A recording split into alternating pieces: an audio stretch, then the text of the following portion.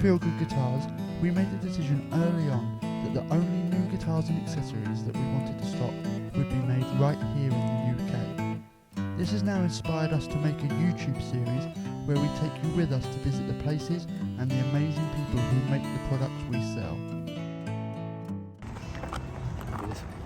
We've got all this when we're lost. We're in Belfast.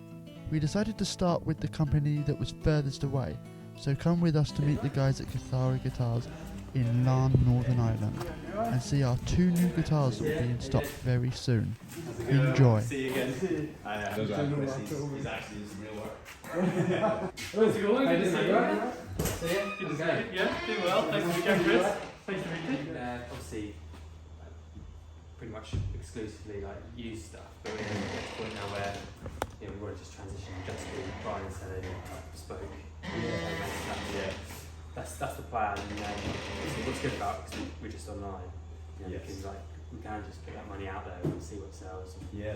So that's the plan. Hopefully get these in, turn them around, and then place another order with you guys. That's the plan. We started with the cables really early on. Yes. So we did Mojo cables really early on, and then we did Fredericks at the beginning of the year. They're class. Yeah, they're really good. He was one of the first guys we spoke to actually. When we first got the idea of only doing British-made gear, he was like one of the first guys.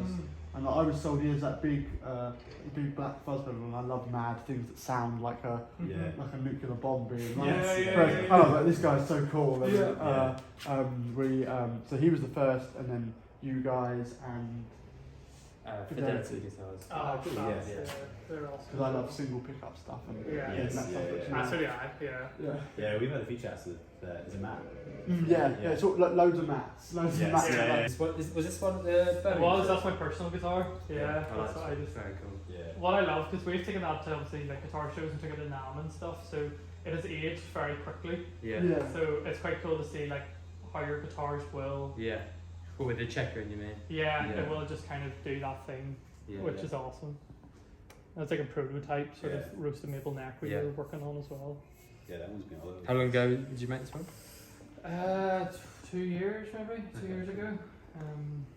But it was funny, like we took it down to when we did like the Killers guitar. We took this down, and for one of the songs, the drummer Ronnie played guitar on one of the songs. They invite someone up to play the drums from the crowd. So then he just jumps on another electric drummer. And when the song finished, he was like at this side of the stage, and he just grabbed my guitar and just went right across the stage. It's like a signature thing he always does, I think, but like all the other techs were like, because they were boring, we can't do you not throw that guitar? Like, just launched it across the stage. Right, I'm gonna throw it. Like, pass it your mouth. It's like, and then you see the tech catching you.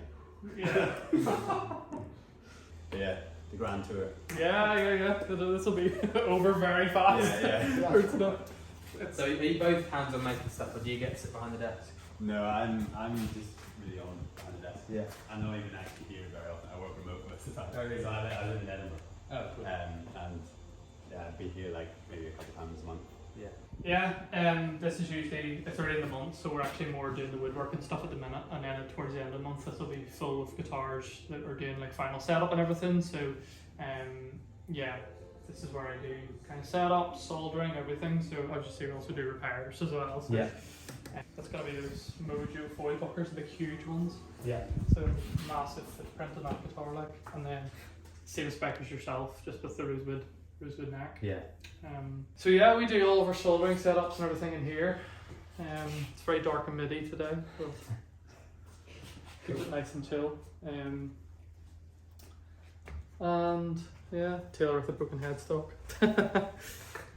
So after finishing, then we've got the 2 racks. So at the minute, again, this is like an Epiphone that we've been repairing and fixing, but when the guitars are finished being sprayed, we'll hang them up here, and then I'll lift them from here and start assembling. So we've got full-time sprayers, usually 3 of us here. So he works Tuesday to Thursday, so he's not in today. Pretty much the wood comes in, I do everything until it needs a sprayer, so that's all done by myself. We can cover this one. It's just I know, honestly, we finish, People start asking if we're doing Les Pauls. And then wood room. Obviously, dehumidifier, keep everything at between 40 and 50%. It's super important. So, yeah, I've got a stack of maple, rosewood, and ebony boards, and then maple mahogany necks as well. So, we're actually like our production's been so fast at the minute, which has been really great. So, we're getting through stock at a great rate, which is pretty cool as well. You just always need to get more in and then have it dried and stabilised. And but yeah, maple rosewood is probably the most common. Yeah, ones, yeah. We have got to request, but we do offer, like say if you came to us from like we want a bubinga neck or we want a koa or something, you know, we can do all that as well. Yeah, and we always end up just with like random bits from like someone will be selling chunk wood, and you're like, yeah, we'll buy that. Someone The claim is big at the minute as well, Yeah. because Honduran mahogany and Brazilian mahogany have become impossible to get. So like one of our wood merchants there was like, do you know David Dyke? He said just swamp ash and mahogany. He's like, this is the last I'll ever have. Which is scary, but yeah, it was like flip. So is there like an alternative that you've got, like that's already like lined up, as in the guitar world, because obviously that gets used by for swamp ash, there's all this talk about paluina, which it's absolutely nothing like swamp ash other than it's super light. So for people who want lightweight stuff, we found that, and a lot of poplar is quite light as well. So, but we're working with a new merchant as well that maybe going to get pine as well. We've got like some pine bodies. I think it'd be quite a cool old 50s kind of vibe to that as well. So, and also lightweight. Yeah, lightweight as well. We tried a couple of guitars in ash, just plain ash, and it's the heaviest guitars ever. Like it can be really hit and miss. Like you get the odd bit, and you're like, why is it so like half the weight of the rest of stuff? So, it has been challenging sourcing wood, but those alternatives are brilliant. You know? And you can still get most, like you should still be able to get swamp ash for a while, but you just have to pay more and more and get it from like further afield, and so it just becomes more difficult. It's always the joys of making stuff out of wood. Because there was a thing a while ago, wasn't it, about Gibson? Like they had the necks in England and Europe had different rosewood to the one in America. The import, I think. Yes. I can't remember what it was now, but I remember they were watching like an Anderson video from NAMM. They were like, well, this is the American version. Ours won't have this rosewood because of the import. We found that because we had stuff coming in that was like sandy colour. It was so light. Oh, okay, yeah. I was like, I actually was like, have you sent us a mahogany board? Which would like, because I was like, this is like the colour of mahogany, and it's just a completely different rosewood. So it is crazy how different it really ranges. But like it's something we're really proud of is our rosewood, like so dark, so dark, which is awesome. So, but yeah, pretty much like if you guys ever have any ideas, nothing is crazy or out of the way. If you see a spruce top or a koa or something, like we can make it happen. You know. So. Have you done like this? As I said, all rosewood like George Harrison? Kind of somebody requested that. And we did look into it, and we did get a spec together for them, but it was crazy money. Yeah. It was a lot. It wasn't as crazy as what I thought, but I think what my biggest concern to him is like this is gonna weigh a ton. It's gonna be so heavy as well. Like if you play those George Harrison, they're heavy.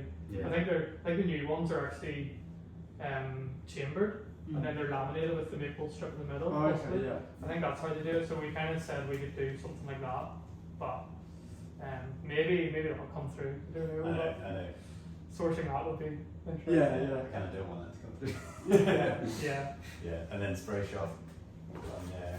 Yeah, we've actually taken a lot of inspiration from Tom as well. We were talking to Tom, and like he supplied us with the spray booth engineering guys. So Scott, our sprayer is just an incredible. We're so lucky to have him. He's incredible. He was in the car industry like for like 25-30 years, so nothing is too much for him. Is that the golden age relics guy? No, because what's really confused is Scott used to do like a lot of my stuff when I was kind of at my home and I couldn't do my own spraying. But we actually have a full-time sprayer now called Scott. So every time we talk about Scott, they're like, oh, did you hire him with a Scott? But Scott Cameron, though, that SC Relic stuff, like our golden era, his attention to detail is nuts. It's nuts. He spends days on those maple fingerboards and all, like. But again, like Scott here just has like wild ideas and wants to kind of be let loose on stuff. So like the likes that we're planning about with like a 3-tone sunburst gold sparkle, you know, like putting flake in it and stuff. Like he just wants to have stuff like that, you know. It's a really cool finish. So again, if you ever see a colour like recently we've won copper, like a copper bronze. Oh, okay, yeah. Comes through, we're gonna call it like root beer. Quite cool colour. So we're planning about with that at the minute. So if you ever see a colour, just because we don't have it on the website doesn't mean we don't do it. You know? So this is his little hub. Yeah. So I'm never allowed in here. No. So He's always there. I'm off for touching things. I just need to like touch it for whatever reason. Yeah, sweet. But yeah, this is. And then mostly I'd say probably 80% nitro we do, and then poly stuff we also do as well. Yeah. Do people ask for poly much? Yeah, probably maybe 20% of the time. Mm-hmm. If people just want high gloss stuff that's not gonna age as quickly. Yeah, we have a poly 56 in stock at the minute, which I'll show you because I just love the finish. So it's just like we'll do something just to show people. Yeah. We don't have to always age everything. Yeah. And some colours and some specs just suit it really nicely. But loads of people just are still in the nitro things. Yeah, we do like it's been a constant battle to try and keep coats really thin, but also a good enough finish as well that it's not. So they're pretty thin finishes. Like I think they've had 2 base coats, clear coats. Yeah. So next week he'll come in, flatten those and go on with the colour, and then 2 more. So really not a lot of lacquer. And these ones are all tinted for relics. So when you run through, you get this darker aged look. So, off the back of the Landra stuff, then that's our first base. Yeah, cool. Like now in production for orders, which is awesome. So, what colour is that going to be? That's going to be black, thankfully, because see the way he ordered the olive green again, I was like, people are going to think we only do. Somebody else. You just didn't all agree with that, no. But I would spec so far. It is awesome, but I do want to see that's going to be black with the like parchment pickguard, so that'll be awesome. And we were chatting this morning as well about we're going to offer these to the retail market soon as well, which would be awesome as well. Give people a bit more of a somewhere to go to try them, So this is the shop. So it's all quite basic because a lot of our stuff, despite the CNC, is very hands-on. Pretty much at the moment, if you spec anything kind of outside of a standard Ireland, it's going to be completely handmade. So it's been a nice balance too. So you'll see like with some of these necks, the file that we have like leaves them quite thick. So it means that we have the full range of like if somebody wants a thinner neck, a thicker neck, you just adjust the profile. So trade as well. These are some of our kind of latest CNC necks that have been glued up. Kind of similar product process to Tom as well. Location. Like you were quite a good help in this whole process as well. We were chatting to yourself. So what was the difficulties you had before? I don't even know if we have any of the older necks. We used to have a vacuum bed. And it did not work. It worked for any kind of body size blanks, but necks it was like, because you're working with a thinner light piece of wood. It was just doing that. Getting a strong enough vacuum when it was doing the carve and stuff just was like really quite difficult. So it was then we're at the point where we're like using vacuum and then trying to add tabs and we're adding tabs and that's just for using tabs. But they were adding the tabs that were being added, it was just going to really awkward positions. Like at some point there was a tab here and a tab here. And I could not cut these off while leaving the heel to get that too. So I was like, so that idea that kind of you were saying about it just being mounted through here and then one up here. So simple. So simple. So after I worked for Tom, I worked for a company making furniture for a while, and that was like they had huge CNC machines, like the ones where they, you press a button and go and pick up another bit itself. But that was like the complete opposite to like this sort of manage. It was bore deep into boards like really quickly, and it was nuts. But that was like just kept in place with vacuum, but because it's like a huge plant, the pressure's high, so it's a small piece. It's a lot more difficult. And some of the CNCs out there, like people talk to us and be like, you can upgrade that 50 grand for this one and like 90 grand for this one. Like, great. But we've actually been really thankful for the CNC because also it gives a really nice consistency. Yeah. All the guitars are still have that quirk of them all being just have their own personalities, but for a retailer, it's quite nice to have consistency. That some that you get a pink and a black guitar, and the person really likes the colour of the pink one, but thinks the neck doesn't feel as nice as the one with the black. At least they're consistent, So it means, it helps retail a lot. So. Help your shoulders as well. Help my shoulders, because see when you're trying to like we're already kind of put out 10 a month, which is kind of what we can achieve now.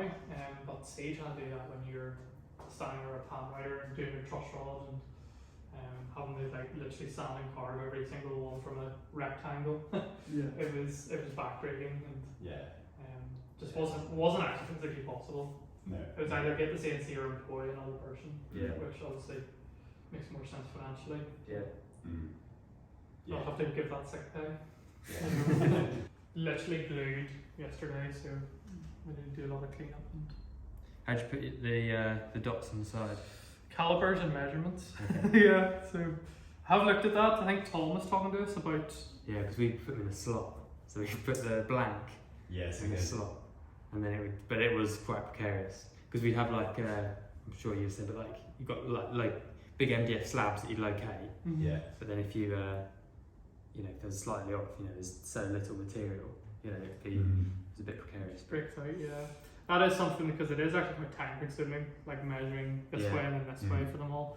So I have seen guys that kind of almost have like an L hook that hooks onto the table. Yeah. And then they can kind of attach it and just go boom, boom, boom, boom. Yeah. So it's funny, like at the minute as well, if you order a left-handed neck, that's completely back to old school, made by hand. I'm left-handed, but I just can't wrap my head around playing left-handed. I'm left-handed as well, and I have to play right. Yeah. But then Guitar Hero, I have to play lefty. It's so messed up. It's so messed up. So we'll get most of our practice in, right? Yeah, Guitar Hero, that's where it all comes from. So yeah, like this, it's quite a small CNC, but it does a great job. Like we're talking to some guys about these MDF fixtures are really not doing the job very well. They're so soft, and they're just, the neck one is practically done now. It's just worn down so much. They're like warping when they're not on this. Yeah. So we're kind of just not sure what to do. Like we want to find a new material that's going to last longer, Yeah. So open to suggestions as well if you know or familiar with anything. Well, I think like compact laminates and stuff. Okay. Because it's like obviously a lot more rigid.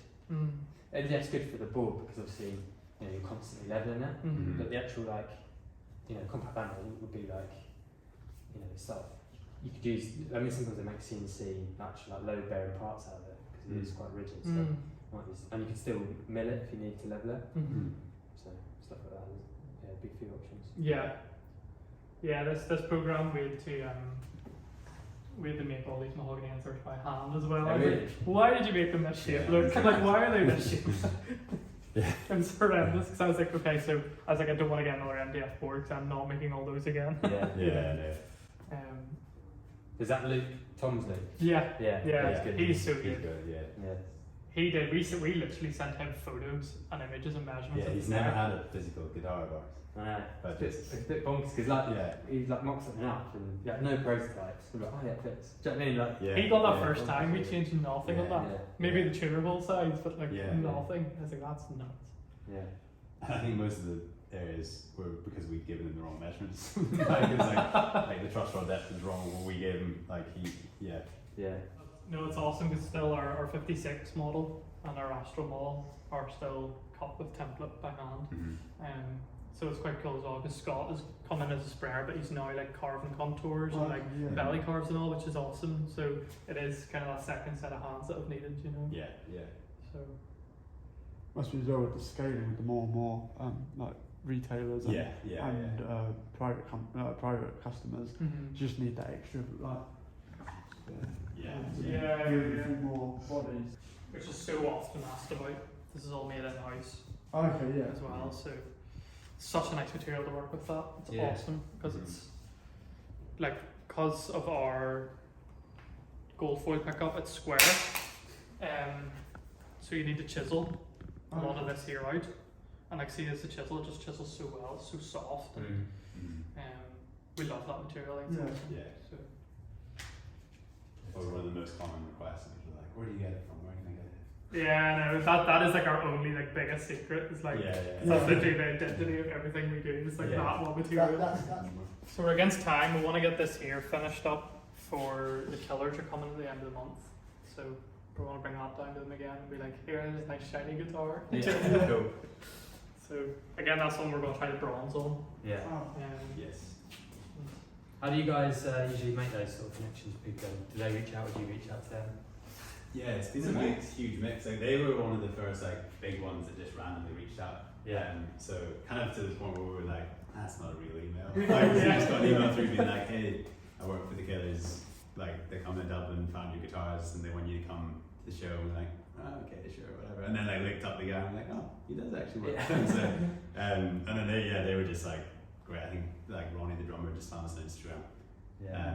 And then like sent it to the other guys and was like, let's get these guys down. Like so then and then Taylor the guitarist ended up ordering one. And then Ronnie played Your Blue one. I wanted to buy it, but you were like, I can't, it's mine. So that's what we're now bringing this other one back. We're like, he was very keen the last time, so I think we show up again and we're like, oh, here, borrow this for the night. Take it home with you. Yeah. Yeah, very cool. So, but then other ones have been like, either through Instagram stuff, or you tend to get, like within the UK circuit, if you're like in with one artist, they'll sometimes like be working with other people and be like, oh, I'm playing this. And so you kind of like, it's quite a small scene really once you're in those circles. Yeah. I suppose it's quite good. Your name's written on the guitars. Yeah, walking yeah, out yeah. there, aren't they? Yeah. And a lot of artists as well like want something that they haven't seen or something a bit different, and because I think loads of them like have kind of deals where they can get at least loads of guitars for free really, but it's like having something a bit different that they're like, oh, like nobody else is playing this like that, I know. So We like Dean through like the Sam Fender connection. Like he's the guitarist for Sam, and he just had a wacky idea. He was like, can I get like a guitar based off like our local pub? So he was like the Lowlights Tavern, and he was like, can we get a pint of Guinness inlaid in 12 fret? So it was like ebony with like a maple head and then mother of pearl. And that was done completely by hand as well, which was nice. So there's a local luthier, like quite a good friend of mine, and his whole specialty is inlaying and what he can do, and he's old school, so he'll print out on an A4 piece of paper and like sticky tape it down to a piece of pearl, and he will just cut around it and carve it around, and it is nuts. So we're able to do stuff like that, which is really cool. And then I was like on the phone to the pub game. The logo. To do like a transfer on, I think it's the back of the headstock. He's got the logo of the pub. Yeah, he does. Like, he does. Yeah. So it's nice because like you get stuff like that where you and then we can have like one of that exact spec. So it's nice like so something personal for someone. I think he wanted to make every dot a pint, and I was like, yeah, I I was think like, we should have a mock-up. we're not doing that. He's like, yeah, maybe not. Again, I think it just I don't know what I'm doing. matches. It just suits the guitar to have that poly finish on that one, you know. Yeah. It's kind of unique in its own way because it's so different to our other models. You know what I mean? Like it really is. It's maybe a whole lot more generic, you know. Yeah, I haven't seen one of these. You get one at the show. Yeah. Yeah, I've never seen one of these on Instagram.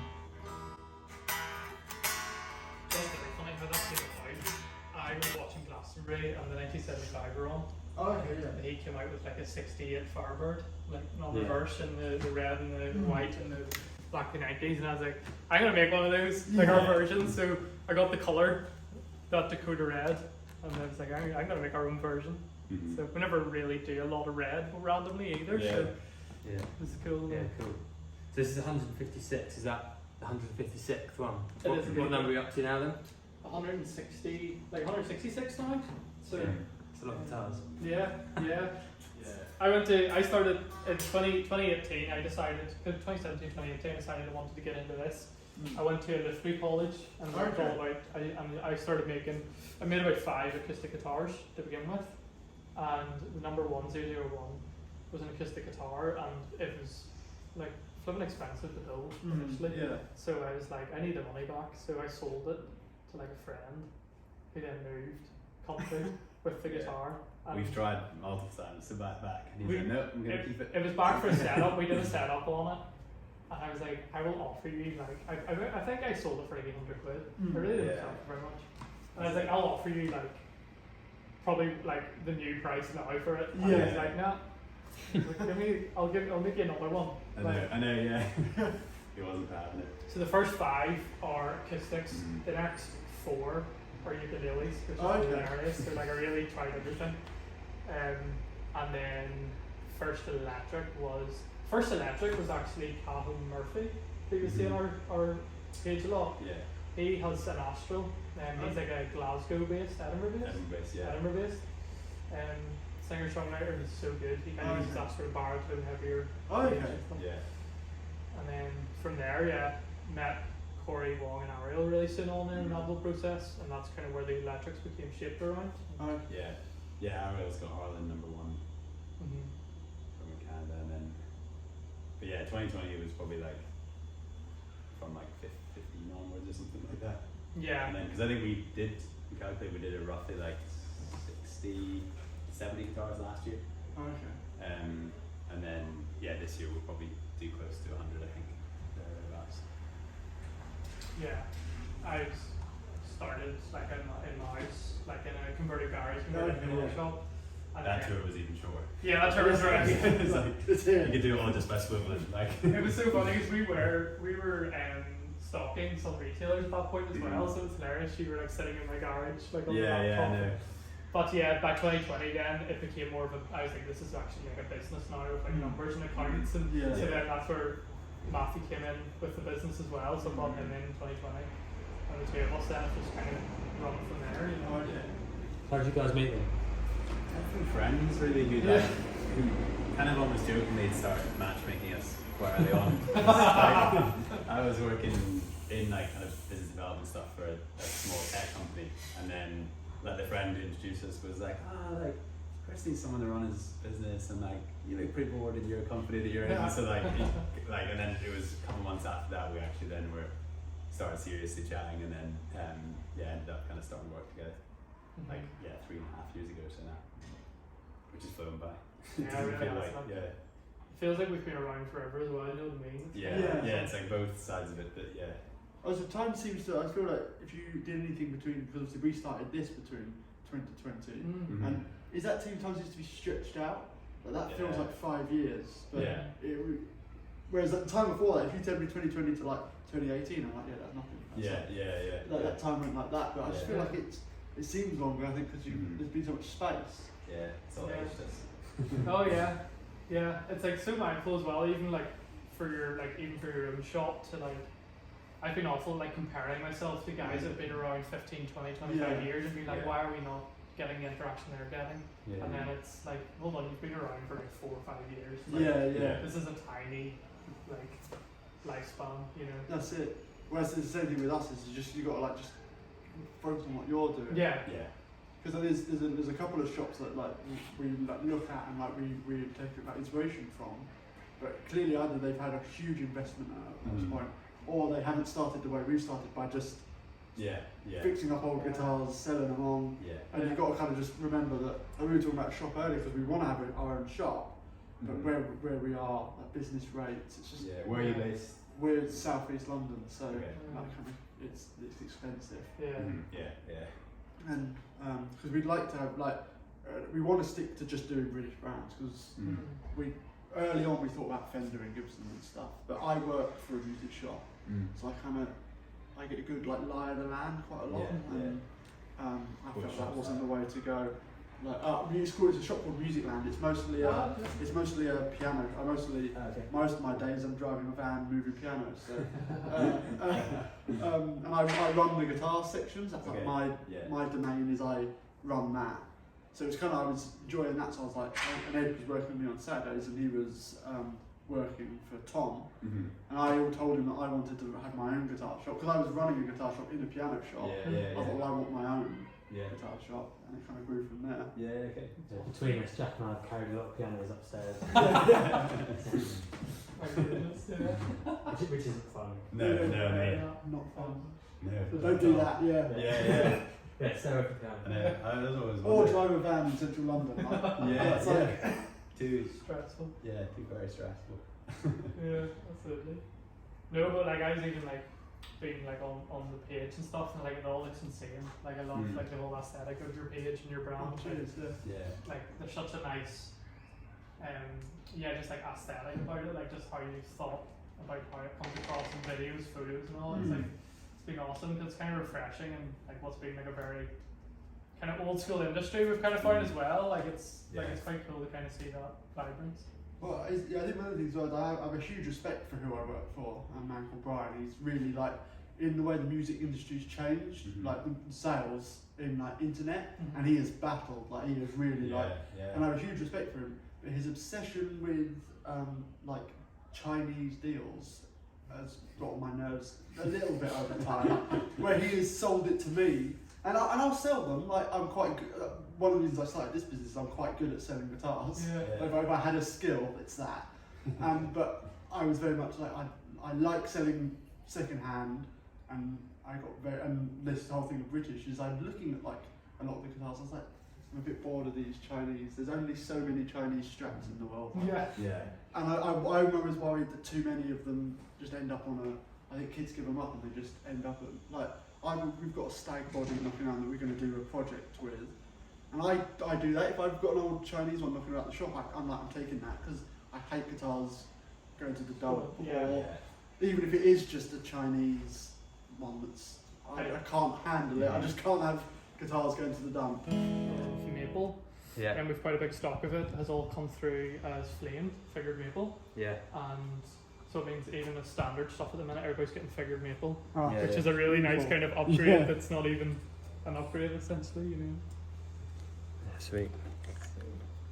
Plug it in. Have it. Yeah, we've got that's the beast.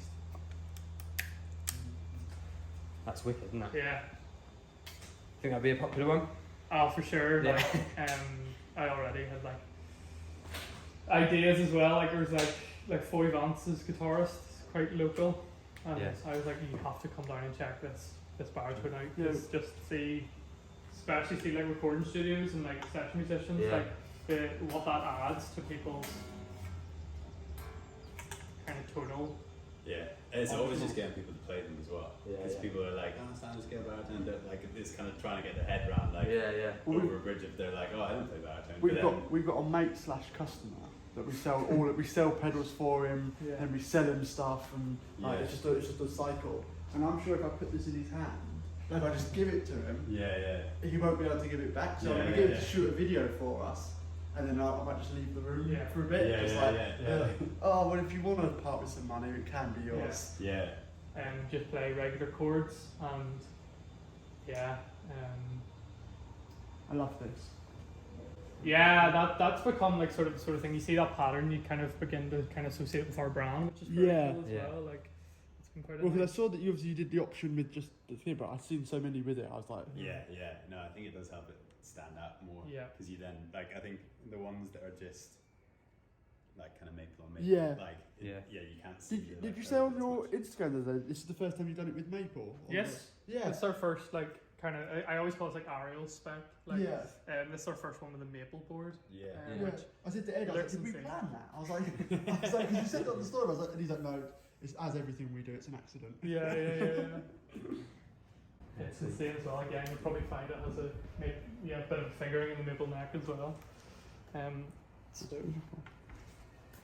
actually love the aging on this one as well. I think it's and those like that's spec and that's super popular as well.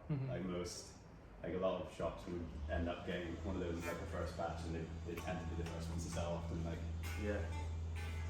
we find probably butterscotch, shell pink, and black would be the main shifters.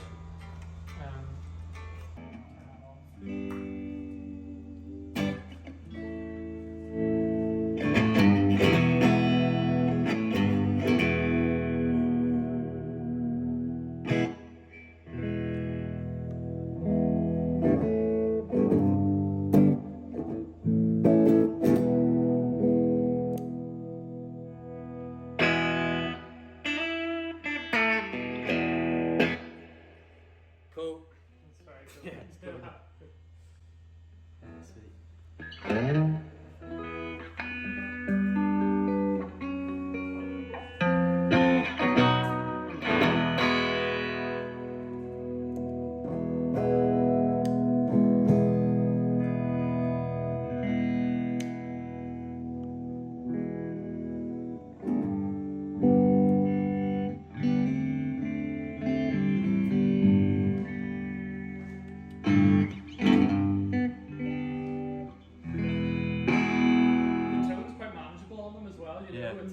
some of them really just sucks everything, and it's like you Yeah, can yeah. use that in a proper setting, but kind of crank a bit of fuzz and drop the tone back, and it's another animal. Like. Yeah, sweet.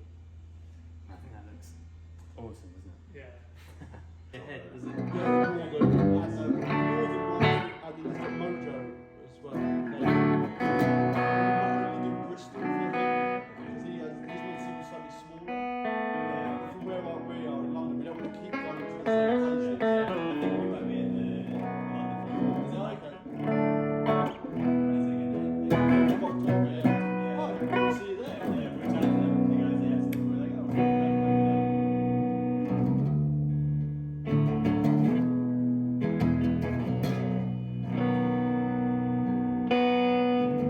We've got loads of used gear, we just need to move on as well. I think the shows will help you with a lot of that. yeah, because they were saying this like retail focused rather than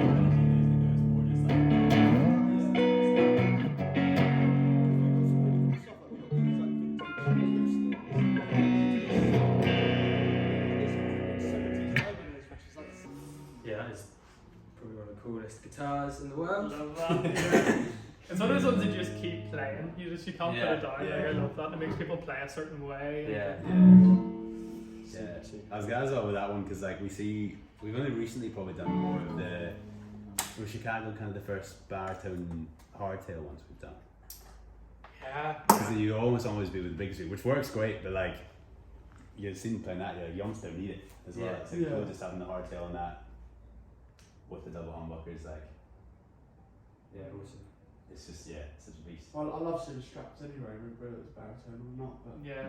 like wherever the baritone it works so well. Yeah. Yeah, I think I want one of these. Yeah. You're still waiting on yours. I know. Well, I was saying on the way here, you guys making that bass for what's his name? I have an Andres guys. Yeah. I said it's so nice. I've got this. I gig with this Mustang, that little film Oh, thing, which I yeah. love. Yeah. But you've made that, and now I look, I'm like, you're so ugly. I hate it. I was at this gig, and I had it out, and I was like, oh god. Yeah, no, that one was cool. He spec'd it like way up with those pickups and stuff, and just like, Yeah. It was like, how much can you fit on this tiny body? Yeah. But no, I was excited about that as well. I wanted to do a bass for a while, but looked at full scale length jazz bass previous. But to be honest, see, like, the likes of Fender, like Strandberg as well, or Sandberg, they just do that shape so well. And I'm like, I don't actually know if I can add anything to that shape No, the way it is, sure. just leave it. But I was like, the short scale market, I was like, people aren't really having enough fun in that market. No. So Have you seen Seric basses? Yeah. They're really yeah, I cool saw with them basses. this morning. yeah. They do a short scale 5-string, which Yeah. is bonkers. Because Yeah. I saw them on. We were going to make a video about guitars spotted at Glastonbury. And That's so I'm, weird. and I'm old and I don't know any of the new people, but I recognise Carly Rae Jepsen. Yeah. So Okay, I remember this, and she had this song, which I didn't know the song. It was quite, the bass line was really cutting through. Yeah. And I spotted it, and I actually messaged them because I was like, it seemed weird, and I was like, is this one of your basses? And that was the 5-string. Oh, yeah. And that bass player was playing it. Because it was short scale, I was like, I couldn't really, and because of the shots, they didn't really show the bass player, they kept like pounding past Yeah. it. So. Yeah, because I think you were saying he's maybe the only one really doing the short scale 5-string thing. Like, Yeah, like, I don't know if maybe Federa's maybe played about with it before, but because I said it's such a head nut to try and work out the actual sort of geometry to it, but I really want to maybe look at doing like a 5-string version in the future, but just changes to the neck pocket, which means you then actually the space between here and the horn becomes smaller, so you actually move the horn out a bit more. Okay. Like there's quite a lot to do in it, and then it's a trial and error because how can a short scale bass handle a low B string at that gauge? Like it's just going to be like rubber wire. Like Yeah, it's just gonna, like, but that's why I look like he's like the strings feel familiar weirdly, and they're like 64 gauge. You know what I mean? They're Yeah. but they're like it's so manageable. It doesn't feel slinky. It doesn't it feels tight, and I always love it about it. And technically, if you really wanted to, you could change the nut, the standard nut in. What strings do you, what like brand do you use? Stringjoy? Stringjoy. Stringjoy, yeah.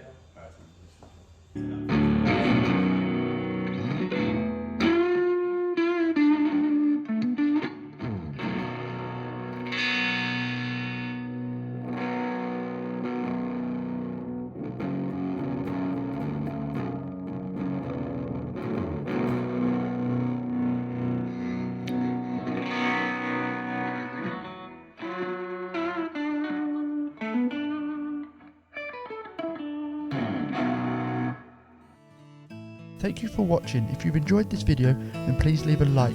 And if you would like to see more of this series, then please hit that subscribe button. Cheers!